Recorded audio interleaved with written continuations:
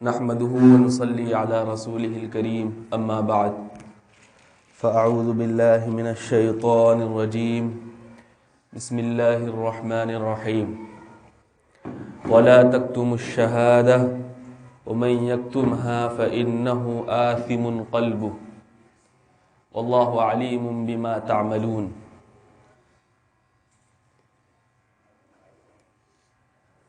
وقال تعالى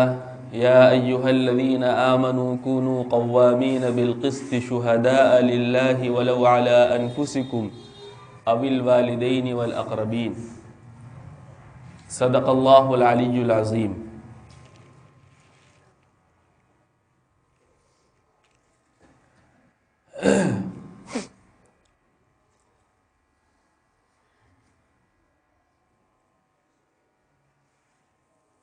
ہماری اسٹیٹ میں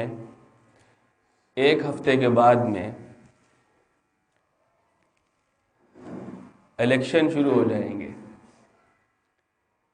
انتخابی عمل شروع ہوگا، سبھی کو معلوم ہے،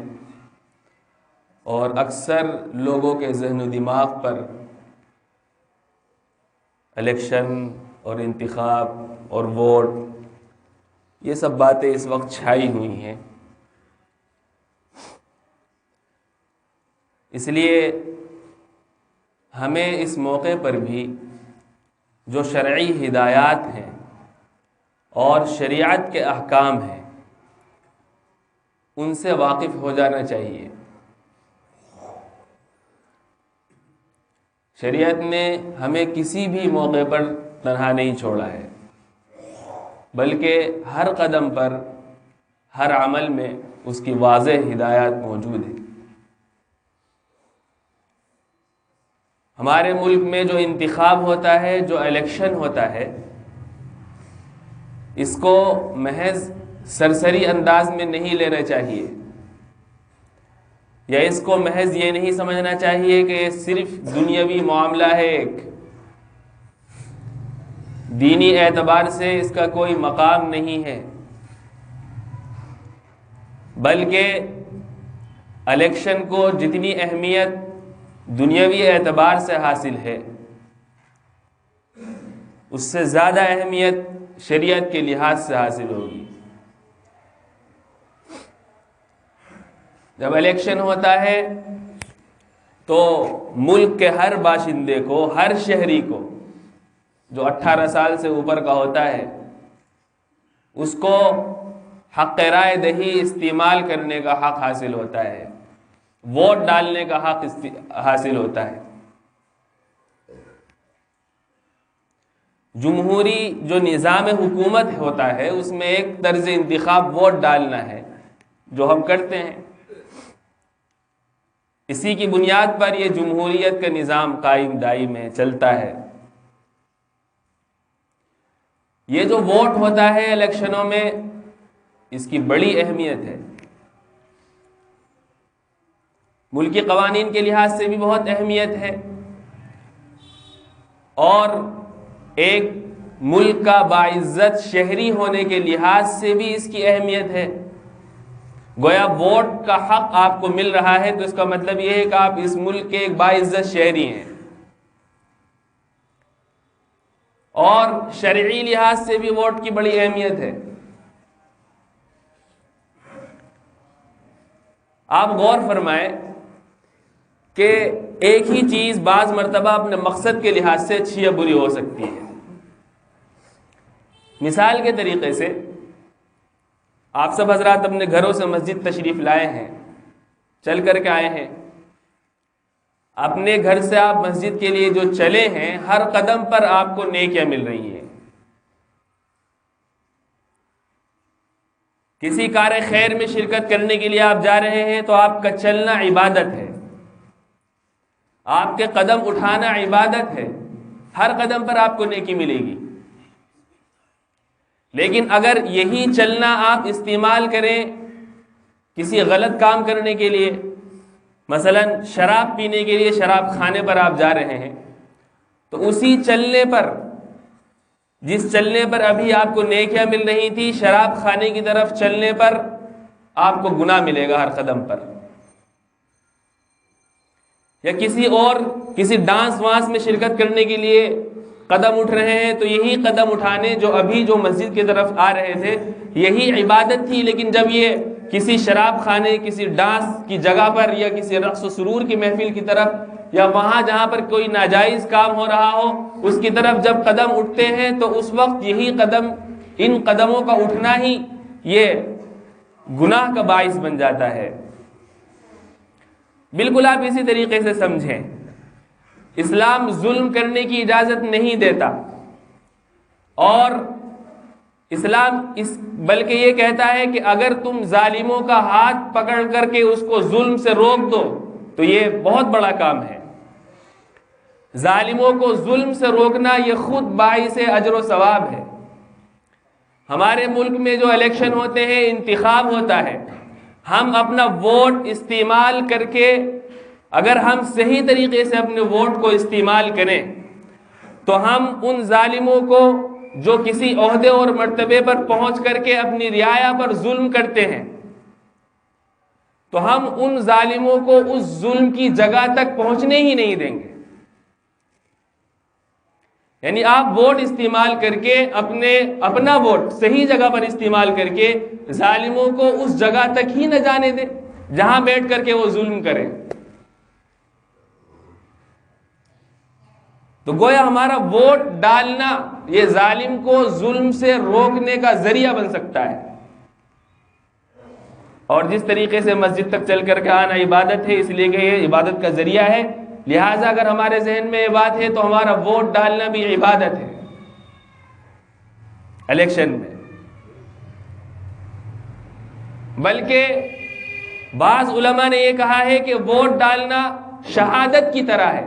شرعی گواہی کی طرح ہے، اور شرعی گواہی جو ہوتی ہے اس کو اگر موقع ہو گواہوں کو گواہی کے لیے بلایا جائے کسی معاملے کو ثابت کرنے کے لیے، تو اب گواہوں کو یہ اجازت نہیں ہوتی ہے کہ وہ گواہی نہ دیں۔ قرآن میں وَلَا يَأْبَ الشُّهَدَاءُ إِذَا مَا دُعُوا، گواہ انکار نہ کرے گواہی دینے سے جب ان کو، یا گواہ بننے سے جب ان کو گواہی کے لیے بلایا جائے۔ قرآن میں دوسری جگہ ہے وَلَا تَكْتُمُوا الشَّهَادَةَ وَمَن يَكْتُمْهَا فَإِنَّهُ آثِمٌ قَلْبُهُ، کہ اگر تمہارے پاس گواہی ہے کسی معاملے کی تو اپنی گواہی کو مت چھپاؤ، جو گواہی چھپاتا ہے فَإِنَّهُ آثِمٌ قَلْبُهُ، اس کا دل گنہگار ہوتا ہے۔ جب ہم کسی کینڈیڈیٹ کے حق میں ووٹ کا استعمال کرتے ہیں تو یہ ایک طریقے سے ہماری طرف سے اس بات کی گواہی ہوتی ہے کہ ہم اپنا ووٹ استعمال کر کے اس بات کی گواہی دے رہے ہیں کہ جس کینڈیڈیٹ کے حق میں، جس شخص کے حق میں ہم ووٹ ڈال رہے ہیں، یہ ملک کے لیے، یہ ملت کے لیے، یہ مسلمانوں کے لیے، یہ ہمارے مفادات کے لیے یہ ایک اچھا آدمی ہے، اس لیے اس کا انتخاب کر لینا چاہیے۔ یہ مطلب ہوتا ہے عدالت میں جا کر کے گواہی دے کر کے آپ صفائی پیش کرتے ہیں کسی کی طرف سے بھی، یا جو معاملہ ہوتا ہے اس کو ثابت کرنے کے لیے آپ بتاتے ہیں کہ میرے سامنے یہ معاملہ ہوا ہے، میں چشمدید گواہ ہوں، اور اس آدمی نے ظلم کیا، ایسا یہ آدمی مظلوم ہے۔ یہی ہوتا ہے۔ یہ جو ہمارا ووٹ ہے اس معنی کر یہ بھی ایک قسم کی گواہی ہے، لہذا جب گواہی ہے تو گواہی کے شرعی احکام سب کے سب اس کے اوپر جاری ہوں گے، اور جس طریقے سے شریعت میں بالکل جب گواہی کے لیے بلایا جائے تو گواہی بالکل صحیح اور درست طریقے سے اپنی گواہی کو استعمال کرنا چاہیے، بالکل اسی طریقے سے اپنے ووٹ کو صحیح اور درست طریقے سے استعمال کرنا چاہیے۔ قرآن میں آتا ہے یا ایھا الذین آمنوا کونوا قوامین بالقسط شہداء للہ ولو علی انفسکم او الوالدین او الاقربین، اے ایمان والو تم انصاف کرنے والے بنو، انصاف کے ساتھ گواہی دینے والے بنو، اگرچہ وہ گواہی تمہیں خود اپنی ذات کے خلاف دینی پڑ رہی ہو، اپنے والدین کے خلاف دینی پڑ رہی ہو، کسی قریبی رشتہ دار کے خلاف دینی پڑ رہی ہو، اگر وہ گواہی دینے سے، اگر تمہاری سچ بولنے سے، سچی گواہی دینے سے تمہاری ذات کا بھی نقصان ہوتا ہو تو گواہی جھوٹی دینے کی اجازت نہیں ہے۔ گواہی سچی دی جائے گی. کسی رشتہ دار کے حق میں بھی اگر گواہی اگر تم جھوٹی دے دو گے تو ہو سکتا ہے اس کے حق میں فیصلہ ہو جائے تمہارے والدین ہیں, تمہارے قریبی رشتہ دار ہیں. نہیں, اسلام نے اس کی اجازت نہیں دی ہے کہ آپ جھوٹی گواہی دیں, بلکہ اگر والدین کے خلاف بھی گواہی دینے کی ضرورت پیش آئے اور وہ گواہی پھر تم جو گواہی دے رہے ہو وہ حق ہے تو پھر ان کے خلاف بھی تمہیں حق اور سچ بولنا ہے, عدالت میں جا کر کے بھی, چاہے وہ والدین کے خلاف یا کسی قریبی رشتہ دار کے خلاف ہی کیوں نہ ہو, خود تمہارے ہی خلاف کیوں نہ ہو. ایک حدیث پاک میں جناب نبی کریم صلی اللہ علیہ وسلم نے فرمایا صحابہ کرام سے, کیا میں تمہیں سب سے بڑا گناہ نہ بتاؤں؟ سب سے بڑا گناہ, ان گناہوں میں اللہ کے نبی صلی اللہ علیہ وسلم نے جو گناہ شمار کرائے ہیں ان میں ہے الاشراک باللہ, اللہ کے ساتھ شریک ٹھہرانا سب سے بڑا گناہ ہے. دوسرا گناہ ہے عقوق الوالدین, والدین اگر کسی جائز بات کے لیے کہہ رہے ہوں تو ان کی نافرمانی کرنا.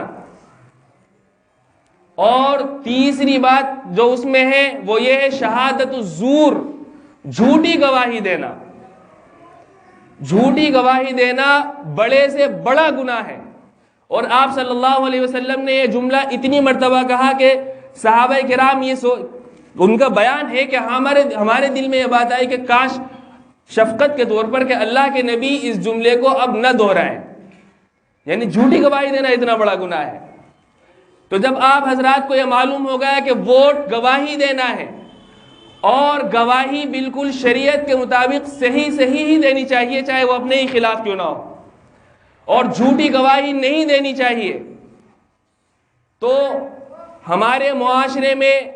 محض کسی کینڈیڈیٹ سے محض تعلقات کی بنا پر, محض برادری کا ہونے کی بنا پر, محض اس بنیاد پر کہ اس سے ہمارے تھوڑے سے مفاد وابستہ ہیں, حالانکہ ہم یہ سمجھتے ہیں کہ جو الیکشن میں کھڑا ہوا ہے یہ اچھا آدمی نہیں ہے, اس کا کریکٹر اچھا نہیں ہے, اس کے شب و روز صحیح نہیں ہے, پھر بھی اگر ہم اس کو ووٹ دے رہے ہیں تو آپ یہ سمجھتے ہیں کہ ہمارا ووٹ اس کے لیے اس کے حق میں صحیح نہیں ہے اور یہ ملک و ملت کے لیے مفید نہیں ہے, تو یہ بھی ایک جھوٹی گواہی ہے.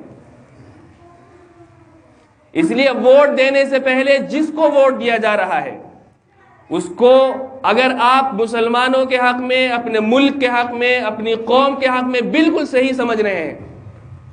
چاہے وہ آپ کا کچھ لگتا ہو یا نہ لگتا ہو, رشتہ دار ہو یا نہ رشتہ دار ہو, چاہے اس کے آپ کے درمیان میں کوئی تعلقات نہیں ہے, لیکن آپ یہ سمجھتے ہیں کہ یہ آدمی صحیح ہے, یہ قوم کے لیے صحیح کام کر سکتا ہے,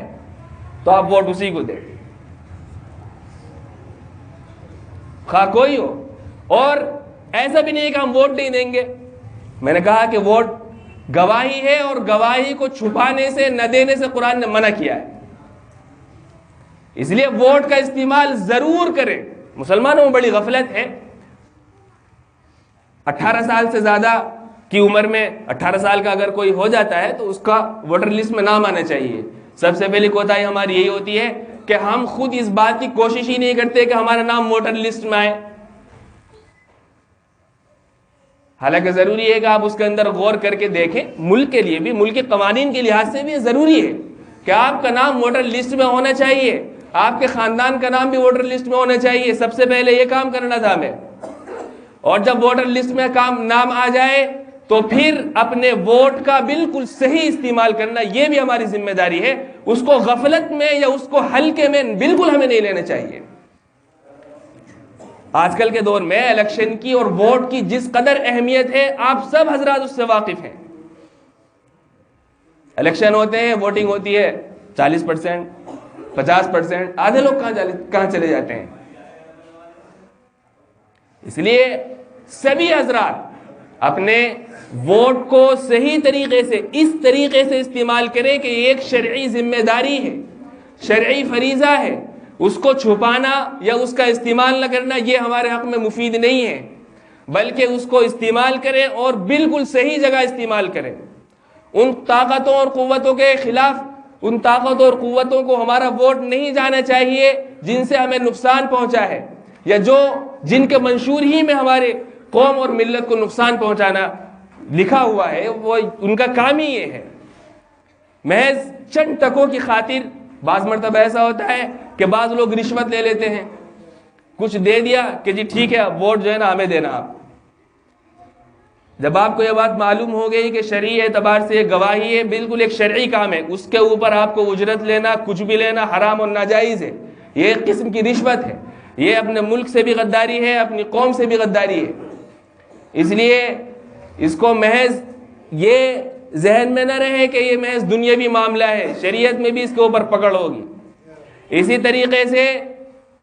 ہماری جو عورتیں ہیں پردے کے ساتھ ان کو بھی ووٹ ڈالنے کے لیے تیار کیا جائے. بے پردے کی ہرگز نہ ہو,